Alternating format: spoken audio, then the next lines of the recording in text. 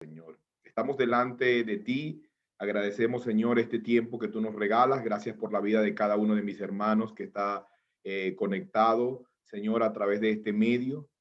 En medio de las dificultades, Señor, y en medio de la imposibilidad de estar todos reunidos en un mismo lugar, Padre, tú tienes a bien, Señor, darnos la oportunidad de continuar nuestros estudios, Señor, a través de este medio, y por eso estamos agradecidos contigo. Gracias por la vida de cada uno de mis hermanos que se esfuerza en cada jornada para disponer una agenda especial, Señor, para eh, tener este tiempo de estudio con aras, Señor, de crecer en el conocimiento de tu palabra y que la imagen de Cristo sea perfeccionada en su vida, Padre. Estamos, Señor, en tus manos. En tus manos, Señor, nos abandonamos, Señor. Estamos agradecidos, Señor, por este tiempo. Gracias por que me permite, Señor, estar acá. Gracias por que, Señor, tengo la oportunidad de compartir con mis hermanos. Usa mi humana debilidad para que yo pueda presentar con claridad, Señor, el conocimiento de tu palabra, Señor. Gracias porque hasta ahora tú nos has dirigido. Gracias por la vida del doctor Don Kisler, que nos asistió en las últimas semanas, presentándonos, Señor, una parte de esta preciosa doctrina. Ahora, el día de hoy, nos ocupamos, Señor, en terminar de completar lo que hemos planificado, esperando que tú nos asistas y que tú bendigas nuestros esfuerzos, Señor, que son vanos, Señor, sin tu asistencia, Padre. Estamos delante de ti, oramos en los méritos de Cristo Jesús. Amén. Ok, muy bien, mis hermanos, 9:15 de la mañana, como se los había prometido. Estamos iniciando entonces lo que van a ser las clases de revisión del módulo de teología propia. Y cuando digo revisión, estoy pensando no solamente en que vamos a volver a ver o vamos a mencionar parte de lo que ya hemos dicho, sino más bien que vamos a ampliar un poco el contenido de la materia para todos los que están matriculados,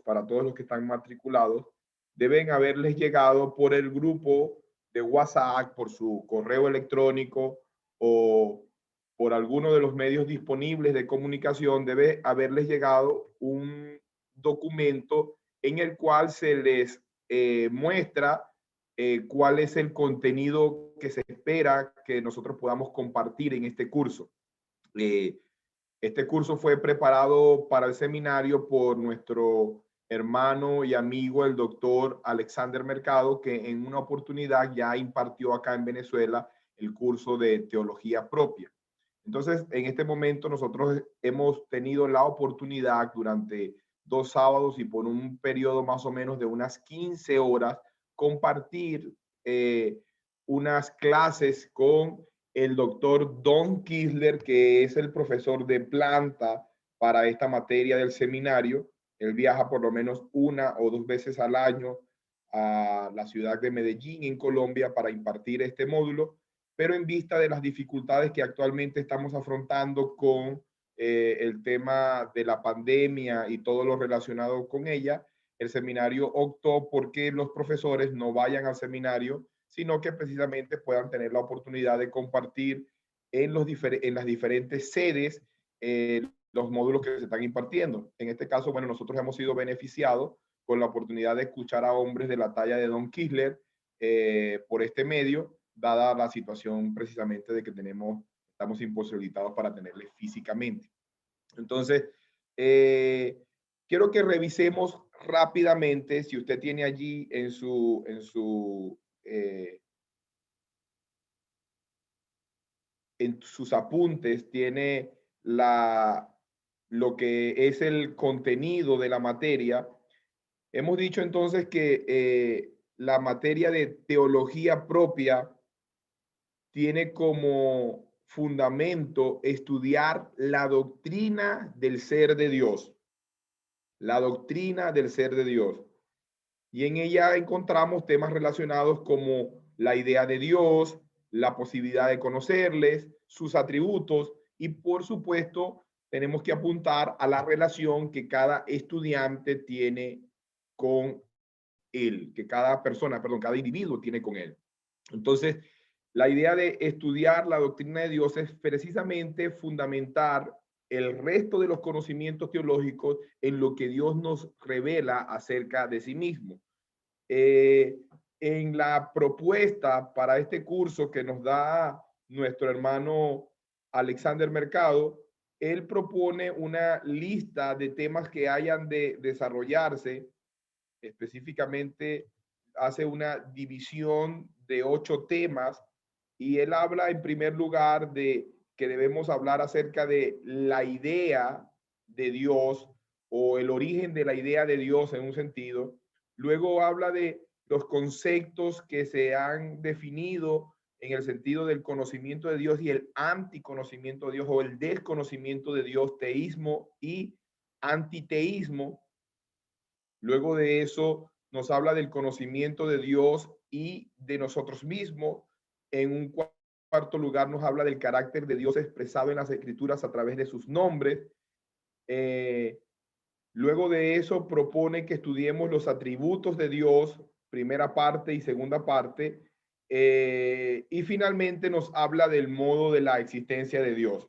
Ahora, si usted estuvo atento a la clase, me gustaría que usted pudiera por el chat comentarme de estos temas que yo he mencionado hasta este momento, ¿cuáles creen ustedes que fueron tocados por el doctor Kisler en su exposición?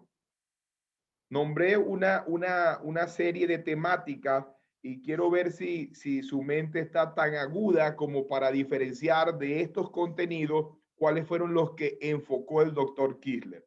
Vamos a ver qué pueden responder ustedes. El conocimiento de Dios. ¿Qué más? Atributos. Excelente, Juan. ¿Quién dice algo más?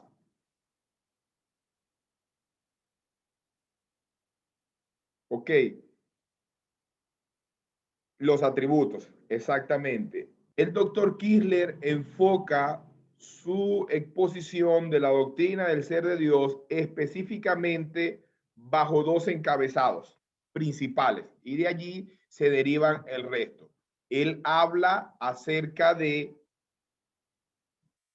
la importancia de la doctrina, él se enfoca en la importancia de la doctrina, de la teología propia, de la doctrina de Dios, y luego de eso comienza a hablarnos acerca de sus atributos, de los atributos de Dios, que cuando nosotros revisamos los textos de teología sistemática vamos a encontrar que tienen 2 divisiones, y estas 2 divisiones son atributos comunicables y atributos incomunicables. Por esto, nosotros no vamos a hacer énfasis en nuestra revisión acerca de este tema específico, los atributos de Dios. Posiblemente hagamos una lista de los que se mencionan y de los que se estudian y de los que se encuentran explícita e implícitamente en su palabra para que usted pueda tener una visión general de los atributos que se pueden estudiar. Sin embargo, dado que el doctor Kisler se enfocó precisamente en este punto y desarrolló lo que él considera son los principales atributos de Dios, nosotros vamos a enfocarnos entonces en algunos aspectos más generales de esta doctrina. Vamos a analizar el día de hoy algunos aspectos, si se quieren, un poco filosóficos, que al mismo tiempo se complementan con una materia que ya nosotros vimos, o que por lo menos algunos de ustedes vieron, que se conoce como introducción a la teología. Así que, salvando la idea de que algunos han estudiado la materia introducción a la teología, hay cosas que yo me voy a reservar y que aquellos estudiantes que no han visto la materia introducción a la teología van a tener que revisar con más amplitud cuando se vea esta materia, o que sencillamente pueden ir a los textos que recomendamos y ampliar su idea acerca de esto. Porque hay algunos aspectos que son bastante filosóficos en los cuales no quiero que ahondemos, sino que aprovechemos el tiempo para fijar algunas cosas que son importantes. Así que, entendiendo que usted tiene en su mano el plan de evaluación y al mismo tiempo que usted tiene el contenido programático con las recomendaciones de literatura, yo voy a partir el día de hoy en mi exposición, básicamente voy a tener dos encabezados. Voy a desarrollarme bajo dos temas. Primero, yo voy a hablar acerca de la idea del conocimiento de Dios y luego de eso voy a hablarle acerca de cómo ese conocimiento del ser de Dios se relaciona con nosotros. Ese va a ser nuestro objetivo la mañana de hoy. Ver cómo es que se proyecta la idea del ser de Dios y cómo es que ese conocimiento tiene una relación con nosotros. Entonces, vayamos rápidamente a nuestro primer punto. ¿De dónde surge la idea del ser de Dios? Si tenemos la oportunidad de ir a nuestras Biblias, yo quiero que por favor leamos algunos textos que nos pueden ayudar precisamente a comenzar a desarrollar este tema. Y voy a comenzar por el primer versículo que nosotros tenemos en las Escrituras.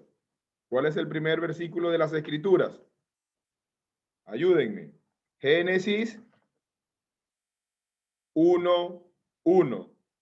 ¿Qué dice Génesis 1:1? Génesis 1:1 dice, en el principio creó Dios los cielos y la tierra. No voy a explicarlo todavía, solamente quiero que se quede en su mente con esta declaración. En el principio creó Dios los cielos y la tierra. El segundo encabezado que vamos a tocar, Edward, es el conocimiento de Dios en relación con nosotros. Vamos a hablar primero del origen del conocimiento de Dios y luego vamos a hablar del conocimiento de Dios y su relación con nosotros. Entonces, el primer texto que les acabo de mencionar es el conocimiento de Dios y nosotros, ¿sí? Y luego de esto,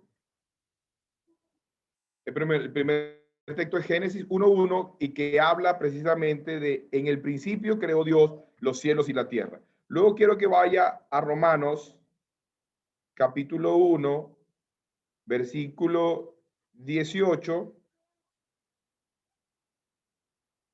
y leamos desde el versículo 18 hasta el versículo 23.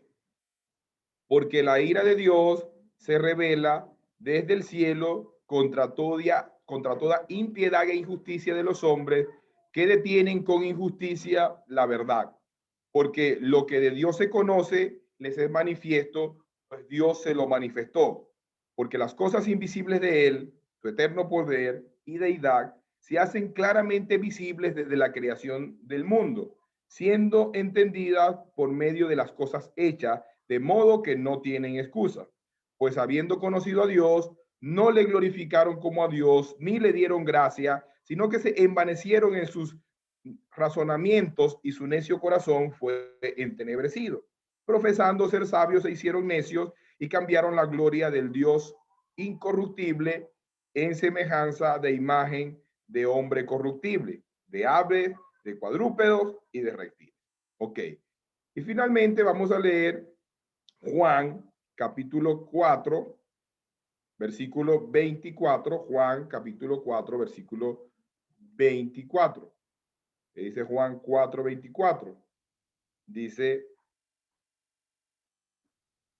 Dios es espíritu y los que le adoran en espíritu y en verdad es necesario que le adoren.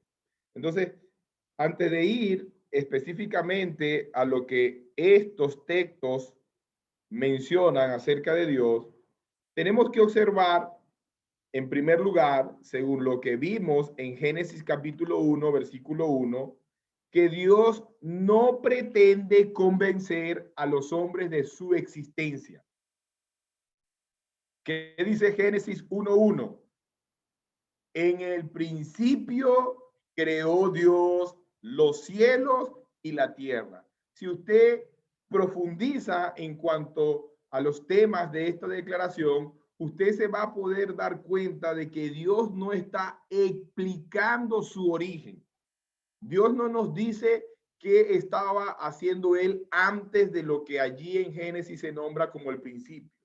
Génesis 1:1 da por sentado que Dios existe. Dios no está explicando el origen de su existencia.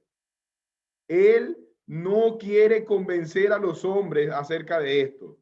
Él no ve la necesidad lógica ni razonable de hacerlo.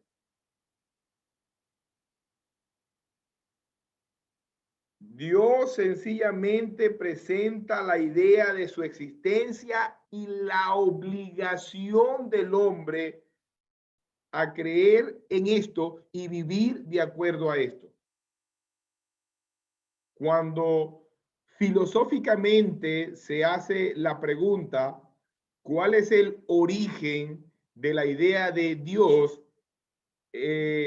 Charles Hoss, en su teología sistemática, dice que hay tres respuestas, por lo menos, que se pueden dar a esta pregunta. Y la primera de estas respuestas es que la idea de el origen de Dios o el origen de la idea de Dios es innata, es innata. La segunda respuesta que se ha dado es que es una deducción del razonamiento o una deducción de la razón. Y la tercera es que debe ser atribuida a una revelación sobrenatural que ha sido preservada por tradición. Entonces, en estas tres respuestas, nosotros podemos pensar y analizar precisamente acerca del origen de la idea de Dios. Entonces, cuando nos paramos en nuestro primer punto o en nuestra primera respuesta, ¿qué podemos nosotros decir o qué podemos pensar acerca de la idea innata? ¿Qué se entiende por conocimiento innato? A ver, antes de pasar a la explicación, veamos si nuestra audiencia tiene alguna idea de lo que expresamos cuando yo digo conocimiento innato. A ver, ¿quién puede en nuestro grupo mencionar a qué nos estamos refiriendo cuando hablamos de conocimiento innato? ¿Quién puede darnos una idea? Es una idea que se genera a partir de allí, nace de allí. Ok, pero cuando decimos que el hombre tiene un conocimiento innato de Dios, ¿a qué cree que nos estamos refiriendo?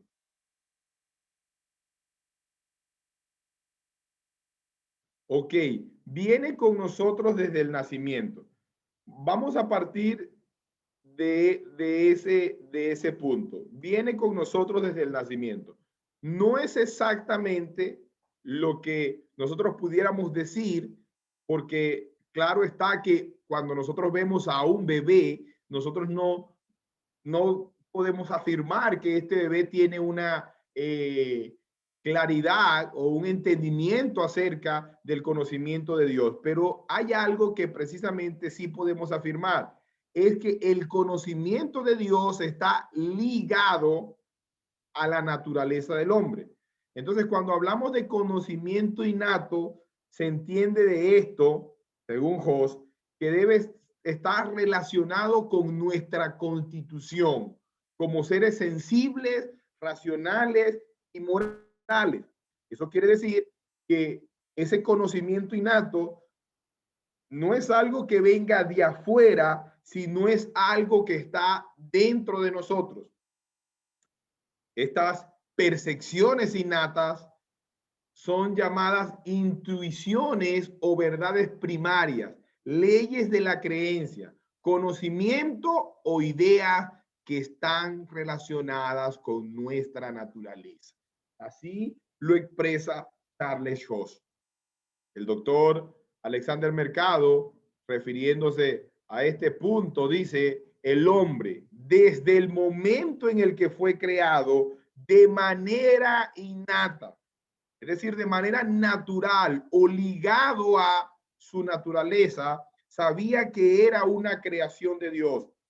Él entendía la semejanza de Dios que había en él, conocía su procedencia, sabía que estaba vivo y también entendía y comprendía cuál era el propósito para el cual existía. Es de hecho, hermanos, tan claro el conocimiento de Dios en el hombre de manera innata que, como vamos a ver más adelante, solo a través de este conocimiento el hombre puede definir el sentido de la vida de una manera clara. ¿Qué estoy diciendo con esto?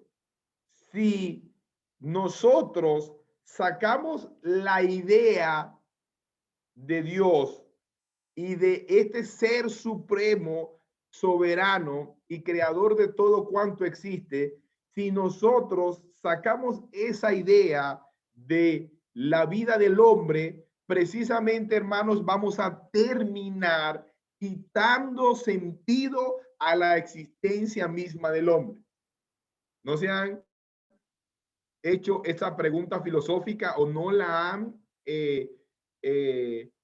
escuchado en alguna oportunidad? ¿Cuál es el sentido de la vida?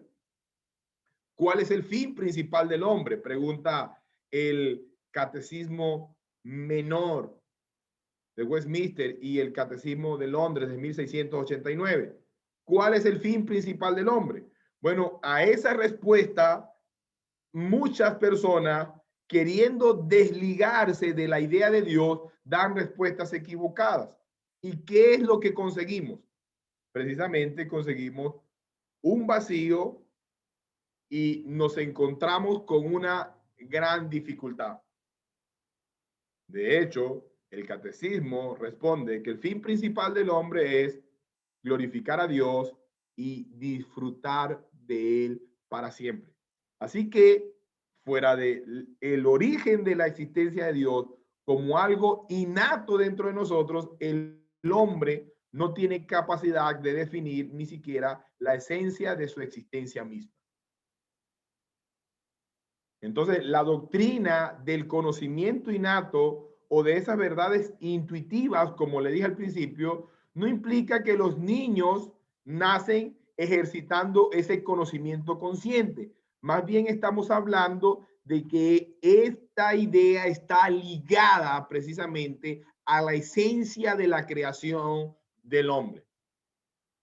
El término innato indica simplemente que la fuente de nuestro conocimiento está dentro de nuestra naturaleza, es decir, que nace con nosotros.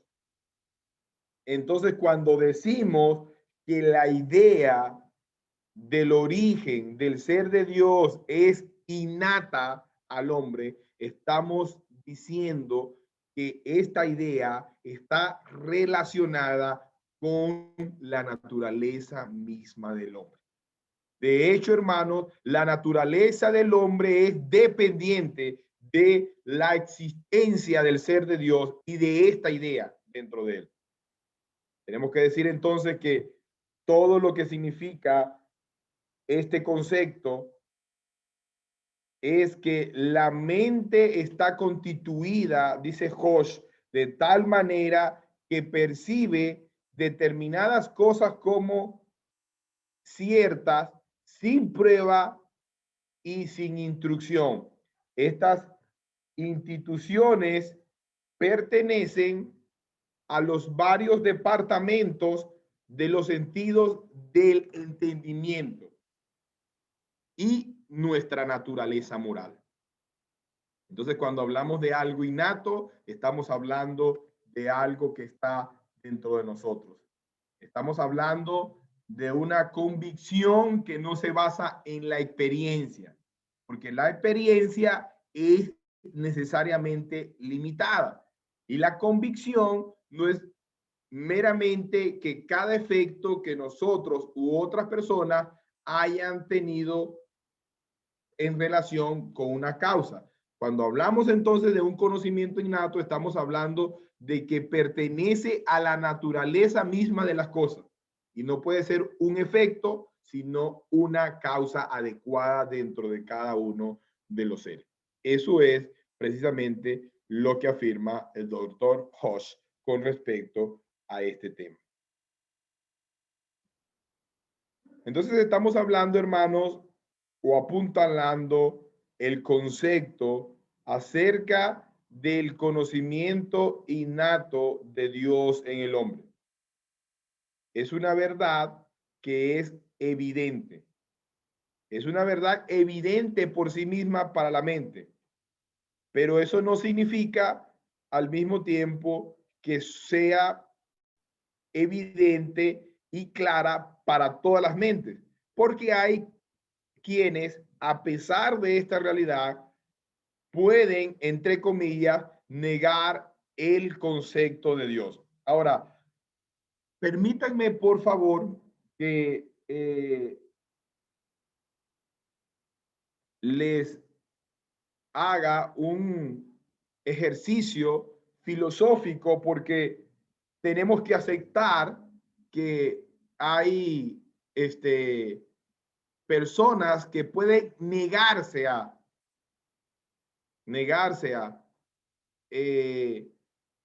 reconocer la idea del ser de Dios. Y tendremos que nosotros asumir el compromiso de dar una explicación a esto. ¿Cómo es que podemos tener personas que son ateas si estamos hablando de que esto es una verdad innata en el hombre? Bueno, noten que cuando hablamos de algún tipo de verdad innata, estamos hablando de verdades que no pueden ser negadas bajo el uso propio de la razón, dado que son verdades que es imposible que nosotros neguemos sin perturbar precisamente el orden de la racionalidad. Ayúdenme o ayúdenme en pensar precisamente en la respuesta filosófica a esta pregunta. A ver, díganme, ¿cuál consideran ustedes? Es decir, cuando hago esta pregunta,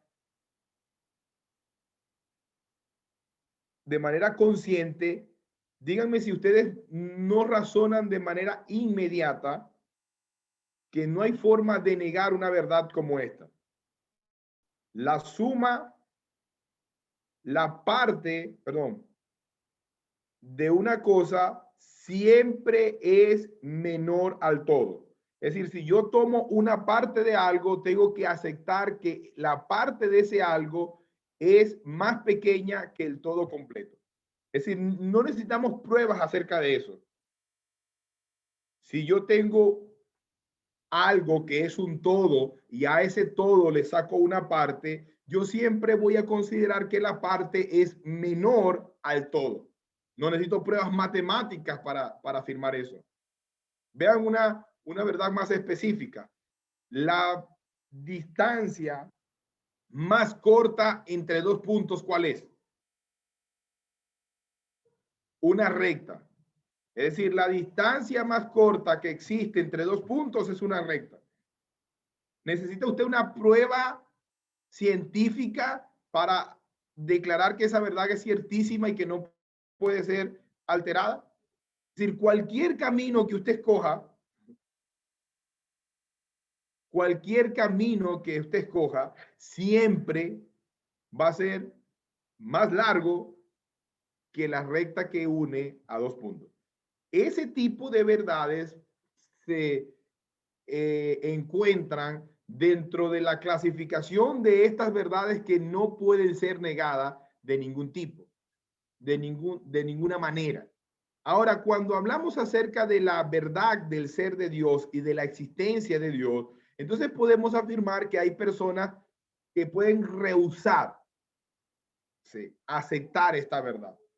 Pero la única forma que una persona pueda rehusar la verdad del ser de Dios es ir en contra precisamente o forzar lo que naturalmente está en él y que solo va a poder ser así mientras ellos hagan oposición a esta verdad innata que está dentro de ellos.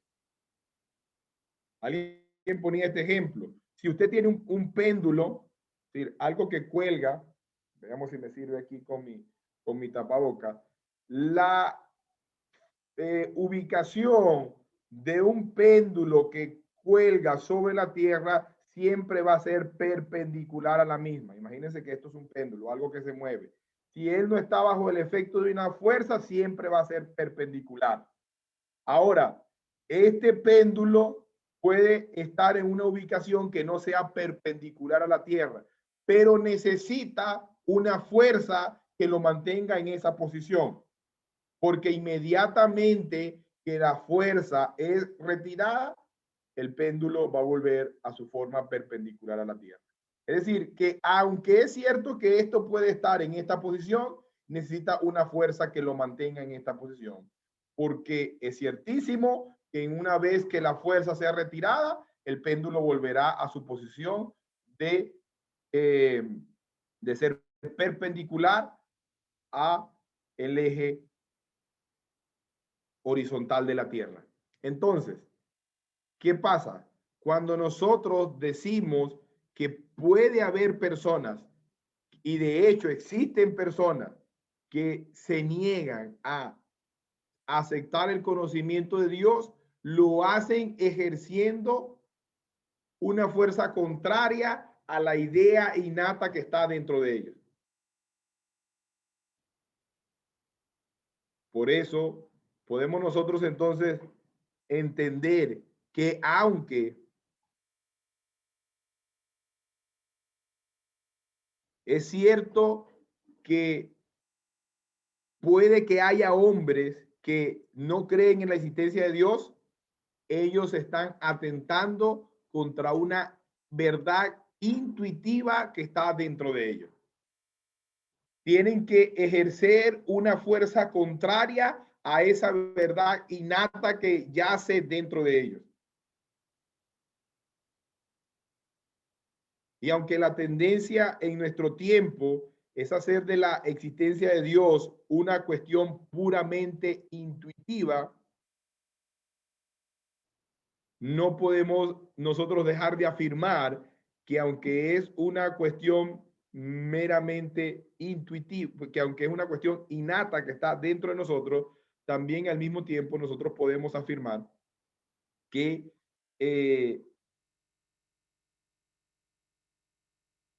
es algo que puede ser demostrable y es algo que nosotros podemos declarar como una verdad que se puede mostrar y que se puede probar. Nuestro segundo punto o nuestra segunda idea estaba relacionada con que el conocimiento de Dios se debe a un proceso del razonamiento.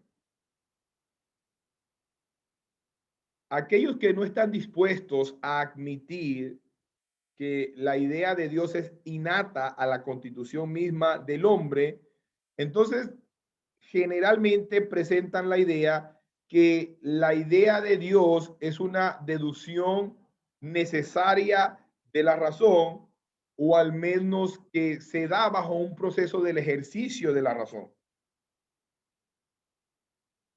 Y algunos exponen esta idea como la generalización más grande de la ciencia.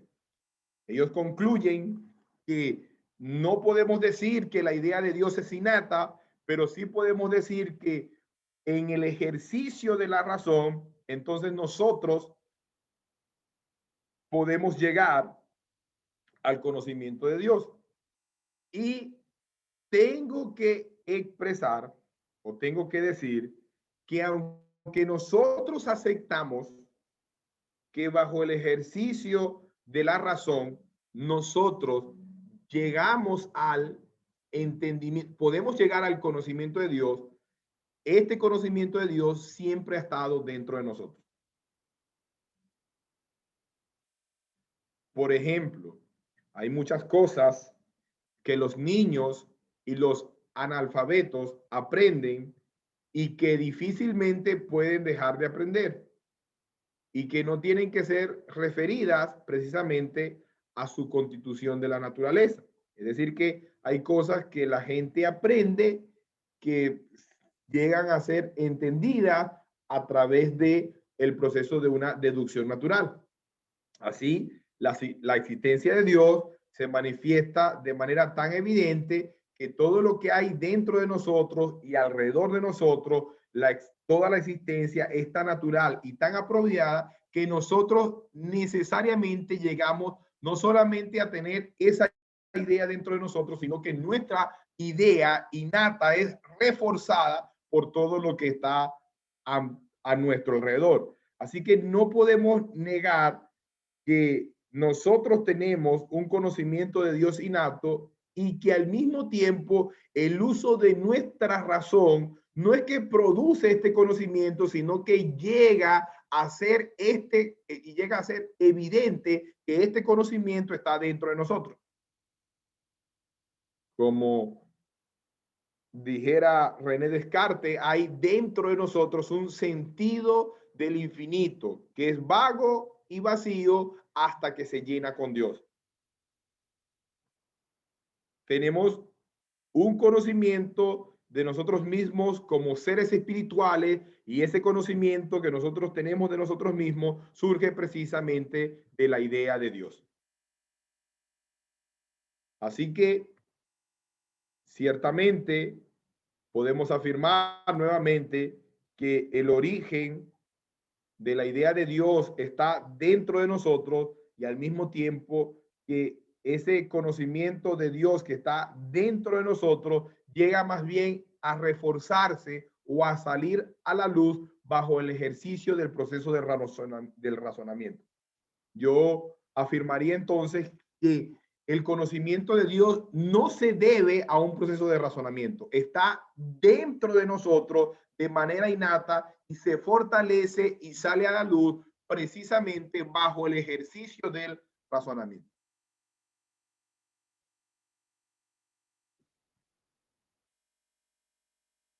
Y analizando nuestra tercera, exactamente, somos seres racionales, no racionalistas, dice nuestro hermano Osvaldo. Y analizando nuestra tercera respuesta, tenemos que decir que el conocimiento de Dios no se debe exclusivamente a la tradición o no se debe exclusivamente a lo que nosotros conocemos como revelación sobrenatural o revelación especial.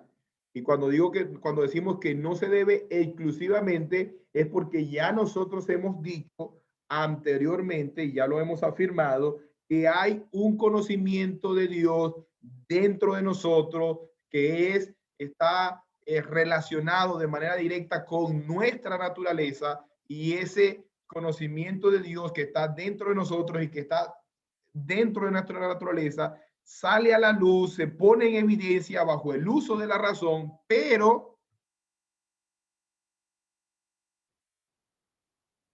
nosotros afirmamos que es solo a través de la revelación especial o sobrenatural que ese conocimiento puede ser ampliado y Dios puede ser entendido de una mejor forma o de una mejor manera o de una manera más amplia solo a través de su revelación.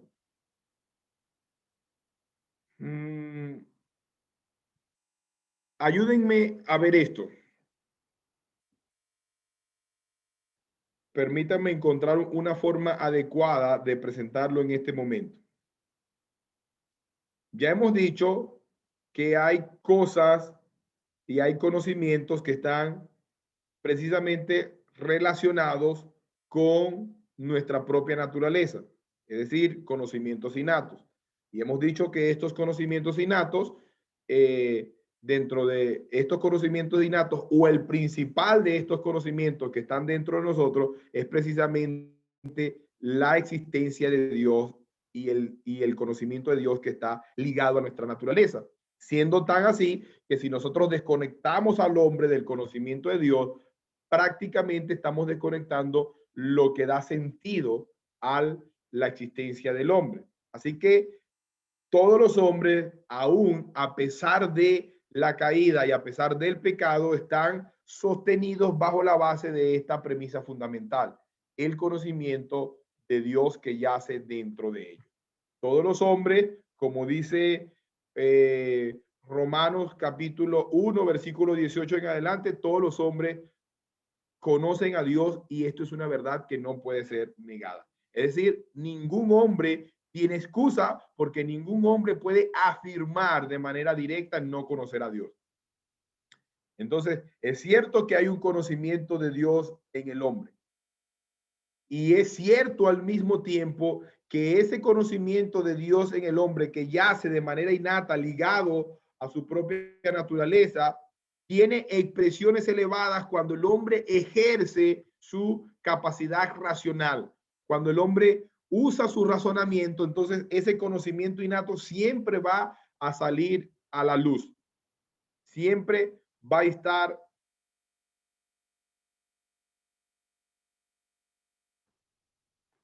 lo innato. Entonces, ¿es revelación natural? Pregunta Oscar. Bueno, entendemos que hay un conocimiento innato dentro del ser del hombre, ligado a la naturaleza del hombre. El término revelación general o revelación natural, como lo vimos en la clase de introducción a la teología, o el módulo de introducción a la teología, debe ser definido de manera teológica. Tuvimos un debate muy amplio acerca de si hay o no hay una revelación natural en el hombre.